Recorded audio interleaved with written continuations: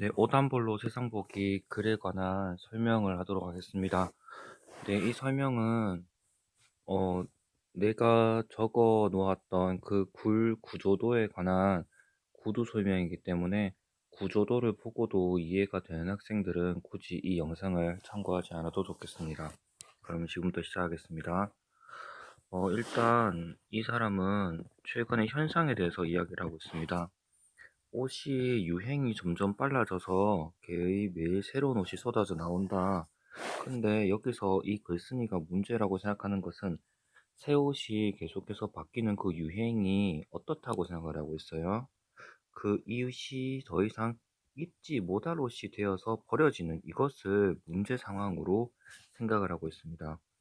글쓴이가 진짜로 하고 싶었던 이야기는 그 유행이 좋다, 나쁘다, 를 떠나서 가장 문제가 되는 건 이 옷들이 얼마 입지 못하고 버려진다 라고 이야기를 합니다. 그러면서 잡지의 내용을 인용을 하고 있죠. 잡지의 내용을 인용하면서 2010년대의 미국인과 1980년대의 미국인을 비교하고 있고요. 그러면서 어떻게 우리가 이렇게 많은 옷을 소비할 수 있게 되었을까? 이제 본격적으로 문제를 탐구하기 시작합니다. 옷 소비가 증가하는 원인을 분석을 하고 있는데요. 그 원인의 첫 번째로는요, 의류 업체 간의 치열한 가격 경쟁으로 옷 가격이 내려가고 있다. 당연한 이야기죠. 점점 경쟁이 치열해지다 보면은 소비자를 유치하기 위해서 가격이 내려간다. 그 이야기를 하고 있습니다. 그래서 A 기업과 B 기업이라고 가상의 예시를 사용을 해서 점점 가격이 낮아지기 때문에 소비자들이 쉽게 옷을 사고 또 쉽게 옷을 버린다라고 이야기를 하고 있죠. 그리고 여기에서 주목해야 될 점은요. 그러면은 가격을 어떻게 내려놓는데?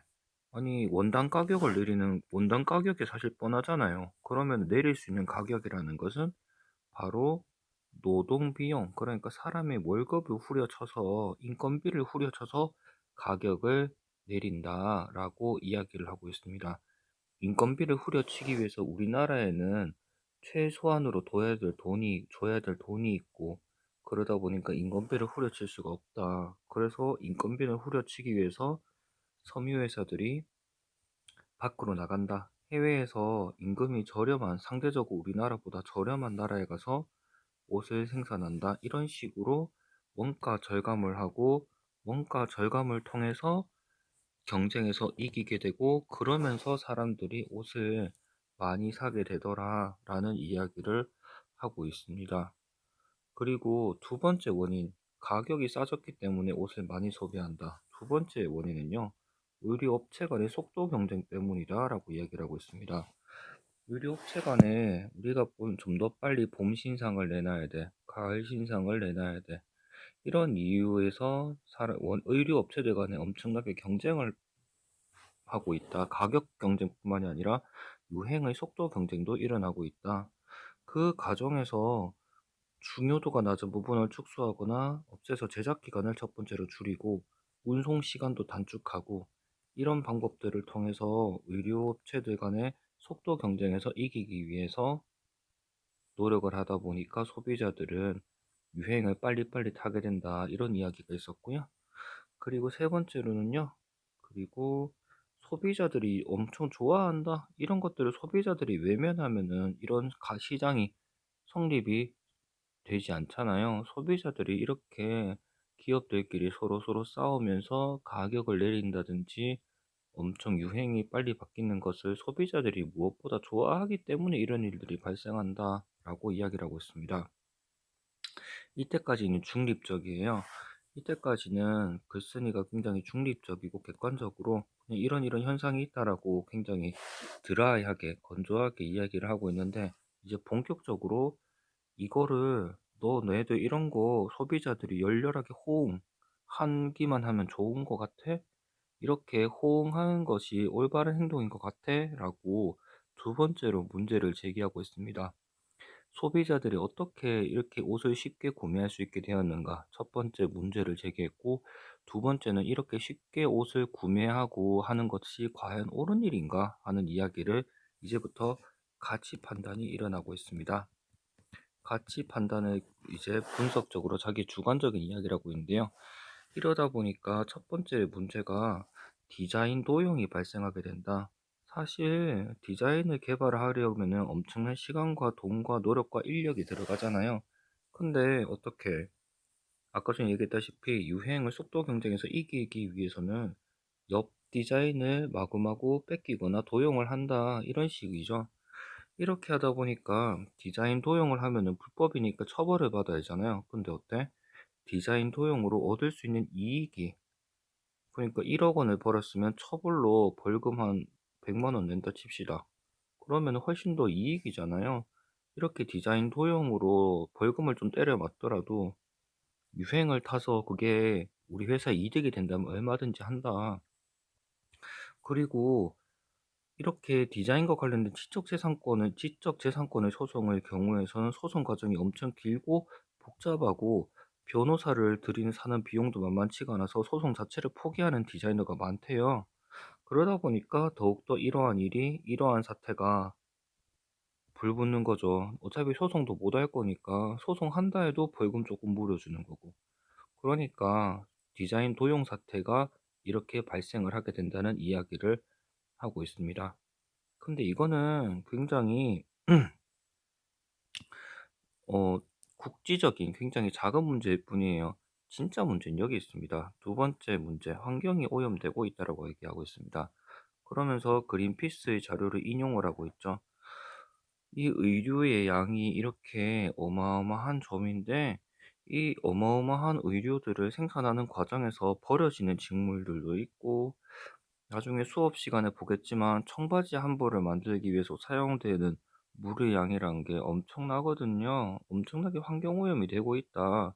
그리고 이런 환경오염들이 아까 전에도 봤다시피 우리나라에서 일어나는 것도 있지만 이런 저개발 국가들, 우리나라 사람들이 입을 옷을 생산하는 저개발 국가들에서 이런 환경오염 문제가 엄청 심각하더라는 이야기입니다. 물론 이 영상을 보는 사람들 중에서도 그리고 솔직히 나도 그럴 때 많습니다. 알바냐고. 이거 우리나라에서 일어나는 일도 아닌데 이거 알바요? 라고 생각을 할 수 있겠지만 그러면 안 되는 거잖아요. 그 나라에서 배출되는 유해 물질들이 결국은 우리가 먹는 물고기나 고기에 들어있을 것이고 모두가 영향을 받는다. 그런 이야기를 하고 있어요. 그리고 세 번째로는요. 자연도 이렇게 파괴가 되고 있지만 사람도 고통받고 있다. 아까 전에 이야기했죠. 기업들 간에 A 기업과 B 기업이 서로서로 경쟁을 하는 경우에 낮출 수 있는 비용은 뻔하다고. 인건비. 사람들의 인건비를 후려치는 방법으로 가격 경쟁력을 높이려다 보니까 사람들도 고통을 받고 있다는 이야기를 하고 있습니다. 노동자들이 엄청나게 장시간 노동을 하고 엄청나게 고된 노동을 하면서 비용은 굉장히 깎으려고 하는 그런 방식으로 기업 경쟁력을 유지하는, 유지하는 현실들이 관해서 문제를 제기하고 있고요. 그리고 역시나 마찬가지지만 의류업체는요, 이윤을 내는데 열중하다 보니까 옆 사람의 디자인을 뺏긴다든지 아니면은 환경을 파괴시킨다 나도 나 몰라라 한다든지 아니면은 노동자의 임금을 후려치고 일은 더 시킨다든지 근데 소비자는 그런 거를 되게 좋아해. 그러다 보니까 기업 윤리나 소비 윤리가 지켜지지 않고 있다. 이게 가장 큰 문제라는 겁니다. 이 사람이 생각하는 가장 큰 문제는 물론 환경 문제도 포함이 되겠지만요. 기업 윤리도 지켜지지 않고 소비 윤리도 지켜지지 않다. 그러니까 이걸 우리는 어떻게 해야 될까라는 이야기를 하고 있고요. 그러면서 첫 번째로 야, 사지 마. 안 사면 안 팔잖아. 수요가 있는 곳에 공급이 있게 마련이니까 수요가 줄어들면 공급도 줄어든다. 그러니까 사지 마. 첫 번째로는 안 사야 된다라는 이야기를 하고 있고요. 두 번째는요, 내가 입는 옷을 누가 어떤 과정을 거쳐 만들었는지 관심을 기울여야 한다라고 되어 있잖아요. 이거 혹시 지난번 영상을 본 반도 있고 안 본 반도 있을 텐데, 모피가 만들어지는 과정에서 동물들 어떻게 죽어나가는지에 관한 영상 지난 시간에 수업 시간에 봤던 적이 있는데요. 너구리들을 어떻게 죽이고, 그리고 일부 중국의 시장에서 너구리들 같은 경우에 살아있는 채로 가죽이 벗겨지기도 하고, 그리고 그 여러 동물들이 얼마나 잔인하게 사육이 되고 여우와 늑대가 가족들이 콘크리 그 얼마나 쌓여 있는지, 그리고 덫에 걸린 동물들이 얼마나 비참하게 죽어가는지에 대해서 모피 생산 과정을 우리가 봤잖아요. 그리고 거기에 나왔던 이효리 씨가 이야기하죠. 입지 마라라고 이야기하기보다는 그 과정을 한번 보시라. 정말 불편하고 끔찍해서 눈을 돌리고 싶겠지만 그걸 직시하시라라고 이효리 씨가 거기에서 인터뷰를 하잖아요. 봐야 된다는 거예요. 이거를 보지 않고 외면하려고 하지 말고 봐라. 네 옷을 네 옷뿐만이 아니라 옷을 산업을 유지하기 위해서 어떤 일이 일어나는지를 꼭 봐야 된다. 이야기가 길어졌네요. 그리고 옷의 정보를 확인한 후에는 이를 고려하여 옷을 소비해야 된다. 1번과 마찬가지 이야기인데요. 이거를 다 알고도 그렇게 네가 무분별하게 사용한다, 옷을 구매한다면 어쩔 수 없는 일이지만 얼마나 환경 오염이 되는지, 그리고 이 옷을 생산하기 위해서 얼마나 많은 사람들이 저임금의 장시간 노동으로 시달리고 있는지를 우리는 봐야 된다라는 이야기입니다. 그리고 이제 마지막 글쓴이의 말입니다. 이렇게 하는 것들 불편할 거야. 번거롭고 힘들고 그런 잔인한 장면 보기 싫겠지. 그렇지만 그 과정으로 인해서 만들어진 이 옷을 입을 결정하는 것은 우리의 작은 선택이 전 세계 의류 사업에 영향을 미칠 수가 있어. 지구 환경에도 물론이고. 그러니까 우리가 이 과정들이 비록 번거롭지만은 우리의 이런 실천들이 옷 산업과 지구 환경을 변화시킬 수 있다는 이야기로 이 글을 마무리하고 있습니다. 그래서 이게 가장 따라서부터 실천해야 할 때이다. 요게 이 글의 주제가 되겠네요. 이상으로 그 옷 한 벌로 세상 보기 본문에 대한 해설을 마치도록 하겠습니다.